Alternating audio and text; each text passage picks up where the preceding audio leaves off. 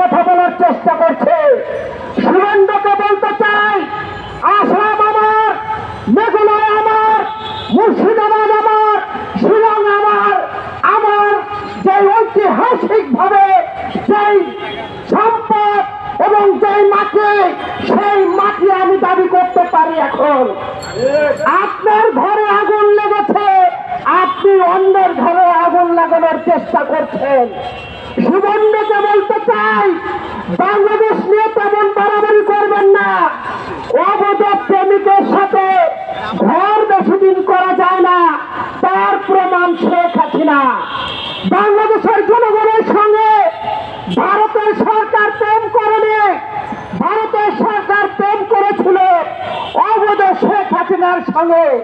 সেই শেখ হাসিনাকে বাংলাদেশের মানুষ যখন তাড়িয়ে দিয়েছে, এখন শুভেন্দু বলছেন যে বৈধ প্রধানমন্ত্রী কি শেখ হাসিনা আর অবৈধ সরকার নাকি অন্তর্বর্তী সরকারে যারা আছেন। শুভেন্দু সাহেবকে বলতে চাই, আমরাও চাই আপনি সেই সাবেক প্রধানমন্ত্রী শেখ হাসিনাকে নিয়ে চট করে বাংলাদেশে এসে চট করে এই 0 পয়েন্টে ফাঁসির মঞ্চে ঝুলবেন। এটাই মানুষের প্রত্যাশা, বাংলার মানুষের প্রত্যাশা। আমি যে কথাটি বলে শেষ করতে চাই, শুভেন্দুকে বলতে চাই, বাংলাদেশ নিয়ে উস্কিয়ে দেওয়ার চেষ্টা করবেন না। বাংলাদেশের মানুষ সতর্ক আছে। গত 17 বছর বাংলাদেশের মানুষকে যেভাবে ভোট থেকে দূরে রেখেছিলেন, গণতন্ত্র থেকে দূরে রেখেছিলেন, সেই দূরে রাখাকে কেন্দ্র করে বাংলাদেশের মানুষ আপনার নতজান পররাষ্ট্র নীতির কারণে আপনার অবৈধ প্রেমিককে বাংলাদেশ থেকে তাড়িয়েছে।